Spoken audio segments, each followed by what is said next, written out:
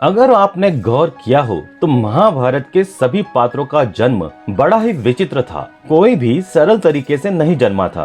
इसका हर एक पात्र अपने आप में आकर्षक और रहस्यों से भरा है। महाभारत से जुड़े कई ऐसे तथ्य हैं जो अब भी बहुत कम लोगों को मालूम है। तो आज हम आपको महाभारत से जुड़े ऐसे ही कुछ अनसुने रहस्य बताने जा रहे हैं। उम्मीद है आपको पसंद आएंगे।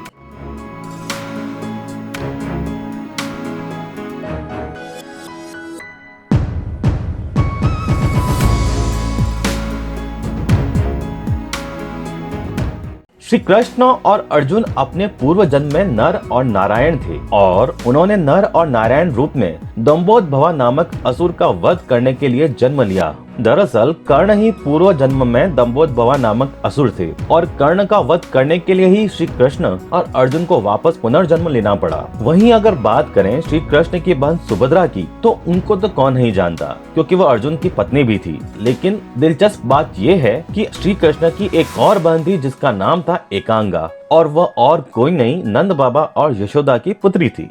द्रोणाचार्य को भारत का सबसे पहला टेस्ट ट्यूब बेबी अगर माना जाए तो कोई अतिशयोक्ति नहीं। कारण यह है कि द्रोणाचार्य के पिता महर्षि भारद्वाज थे और उनकी माता एक अप्सरा थी। एक शाम ऋषि भारद्वाज गंगा नहाने गए, तभी उन्हें वहाँ एक अप्सरा नहाती हुई दिखाई दी। उसकी सुंदरता को देख ऋषि मंत्रमुग्ध हो गए और उनके शरीर से शुक्राणु निकला, जिसे ऋषि ने एक मिट्टी के बर्तन में जमा करके अंधेरे में रख दिया और इसी तरह द्रोणाचार्य का जन्म हुआ। वहीं अगर दुर्योधन की बात की जाए तो दुर्योधन ने काम्बोज के राजा चंद्रवर्मा की पुत्री भानुमति से विवाह किया था। भानुमति बहुत ही सुंदर, बुद्धिमान और ताकतवर थी, और तो और वह श्री कृष्ण की अनन्य भक्त भी थी। इन दोनों का एक पुत्र भी था जिसका नाम लक्ष्मण था और जो महाभारत युद्ध में वीर गति को प्राप्त हुआ। वहीं अगर बात धृतराष्ट्र की जाए तो धृतराष्ट्र पूर्व जन्म में एक दुष्ट राजा थे।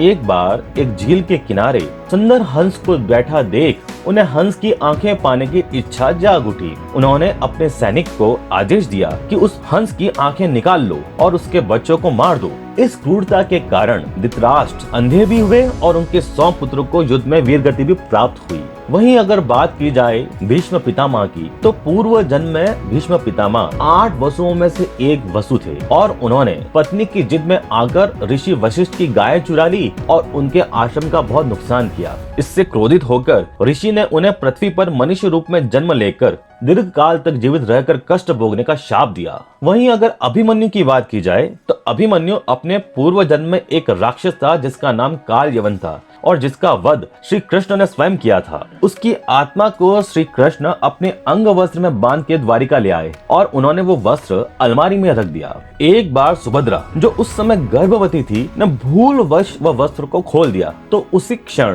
काल यवन की आत्मा सुभद्रा के गर्भ में समा गई और बाद में उसने अभिमन्यु रूप में जन्म लिया। जैसा कि हमने अपने पहले वीडियो में आपको बताया था कि महाभारत युद्ध के बाद स्वर्ग जाने के मार्ग में अर्जुन की मृत्यु हुई, लेकिन इससे काफी पहले परंतु महाभारत युद्ध के बाद एक युद्ध में अर्जुन और चित्रांगदा के ही पुत्र बब्रुवाहन ने अपने पिता अर्जुन को मार गिराया था। परंतु उसके बाद अर्जुन की तीसरी पत्नी उलूपी ने अर्जुन को जीवन दान दिया। अर्जुन और उलूपी की प्रेम कथा और उनके पुत्र इरावन की वीर गाथा का वीडियो का लिंक भी हमने नीचे डिस्क्रिप्शन में दे दिया है। उम्मीद है आपको पसंद आएगा। आपको महाभारत में एकलव्य रुक्मणी हरण के बाद कहीं नजर नहीं आते। दरअसल रुक्मणी हरण के समय एकलव्य राजा जरासंध की ओर से लड़ते हुए अपने पिता के प्राण बचाने हेतु श्री कृष्ण द्वारा वीर गति को प्राप्त होते हैं और इनकी इस वीरता को देख श्री कृष्ण के वरदान स्वरूप अगले जन्म में वे राजा द्रुपद पुत्र और द्रौपदी के भाई धृष्टद्युम्न बन के जन्मे और उन्होंने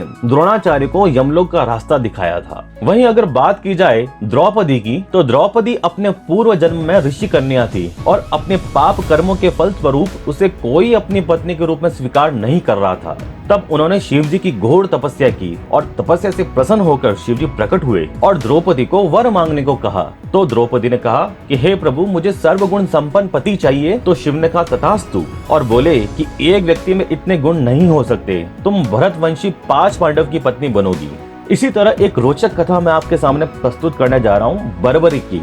बर्बरिक घटोत्कच के पुत्र और कृष्ण के शिष्य थे। बर्बरिक अजय थे क्योंकि उनके पास कामाख्या देवी से प्राप्त हुए 3 तीर थे जिनसे वह कोई भी युद्ध अकेले ही जीत सकते थे। पर अपने माँ को दिए वचनों के अनुसार वह सिर्फ कमजोर पक्ष के लिए ही लड़ने पर विवश थे। चूंकि कौरवों की हार तो तय थी, तो यह भी दिख रहा था कि कौरवों को हारते देख बर्बरिक अवश्य ही उनकी ओर से युद्ध लड़ेंगे और उनके तीरों से पांडवों की हार निश्चित है। इस दुविधा से बाहर आने के लिए श्री कृष्णा ने गुरु दक्षिणा में बर्बरिक से उसका सिर मांग लिया, परंतु बर्बरिक की अंत तक युद्ध देखने की इच्छा के कारण श्री कृष्णा ने उनके दान किए शीश को अमृत से सींचकर महाभारत युद्ध में सबसे ऊंची चोटी जो पहाड़ी थी उस पे रख दिया ताकि वे उस युद्ध को आराम से देख सकें। उस समय श्री कृष्णा ने बर्बरिक को यह भी वरदान दिया कि तुम आज से यहीं पर मेरे नाम से पूजे जाओगे।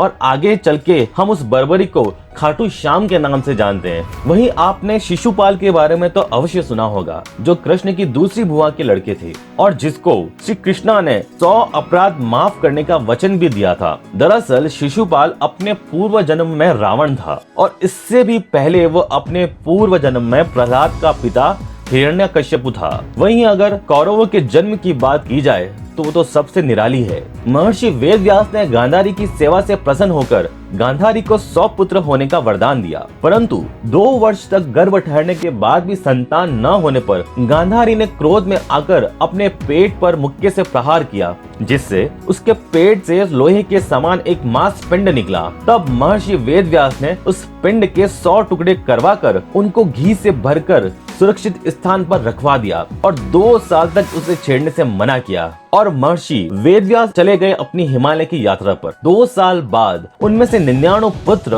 और एक पुत्री की प्राप्ति हुई और उस पुत्री का नाम दुशाला रखा गया। तो आज आपको ये वीडियो कैसा लगा, कृपया हमें कमेंट करके अवश्य बताएं और हमारे इस चैनल को सब्सक्राइब करना नहीं भूलें। अगर आपको हमारे वीडियो पसंद आ रहे हैं तो प्लीज हमें कमेंट करें। धन्यवाद।